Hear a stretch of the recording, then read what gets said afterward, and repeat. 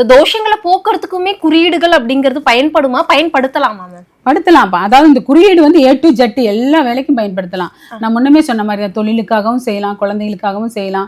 ஒன்றும் இல்லை, ஒரு உதாரணம் சொல்றேன் கேளுங்களேன். எங்ககிட்ட வந்த கிளைண்ட், ஜெயிச்ச கிளைண்ட், ஒரு 33 வயசு, 33 தான் இருக்கு அந்த பெண்ணுக்கு வயசு. கல்யாணம் ஆகி டைவர்ஸ் பண்ணிட்டோம் நாங்க, எனக்கு மனசே சரியில்லை அப்படின்னு சொல்லிட்டு எங்கிட்ட ஜாதகம் பார்க்க வந்துச்சு. டிவோர்ஸ் பண்ணதுக்கு அப்புறம்? ஆமா, டிவோர்ஸ் பண்ணதுக்கு அப்புறம் தான் வந்துச்சு.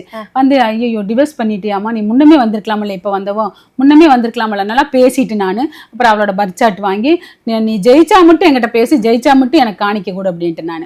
அதே மாதிரி நான் ஒரு பிக்சர் செட் பண்ணி கொடுத்தேன். நான் எல்லா பிக்சரும் இந்த இதுல போட்டு விடுறேன் பாருங்க. பிக்சர் செலக்ட் பண்ணி கொடுத்து அந்த பிக்சரை வச்சுச்சு, போன்ல தான் ஃபர்ஸ்ட் வச்சுச்சு. ஆமா, வால்பேப்பரா போன்ல வச்சது, ஸ்டேட்டஸ்ல வச்சுச்சு.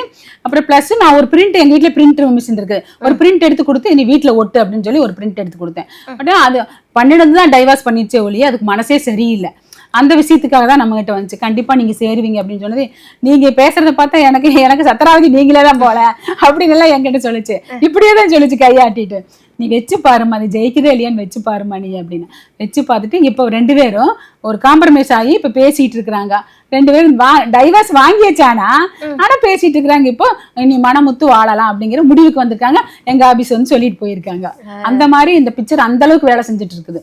எண் கணிதத்தோட பிக்சர் செட் பண்ணி கொடுத்தோம்னா, அவங்க பர்த் சார்ட் பார்த்து அவங்களுக்கு சூஸ் பண்ணி கொடுத்தோம்னா அது கண்டிப்பா ஜெயிக்குது. கிரக தடைகளையுமே இந்த குறியீடுகள் நீக்குதாமா? கண்டிப்பா கிரக தடைகளை நீக்குது. அதான் இயங்காமல் இருக்கும் கிரகத்தை, ஒண்ணு இல்ல, ஒரு குரு லோ டிகிரியா இருக்காரு நீங்க, குருக்குண்டான பிக்சரை வச்சு அதுக்குண்டான கலர்ஸ்ல உள்ள போட்டு அவங்களுடைய எண் கணிதத்தை உள்ள போட்டு அவங்களுக்கு ஒரு பிக்சர் கொடுத்தோம்னா அது கண்டிப்பா இயங்குது. புரியுதுங்களா? குரு வந்து சரியில்லைனாலும், குரு லோ டிகிரியா இருந்தாலும், ஒருத்தர் வந்து ஒரு குரு கிட்ட படிக்கிறான்னு வைங்களேன், அந்த குரு வந்து அந்த என்னதான் அந்த பையன் வந்து என்னதான் உழைச்சு அந்த குருவுக்கு நன்மை செஞ்சாலும் காலுக்கு செருப்பா தேய்வான் அந்த குருவுக்காக.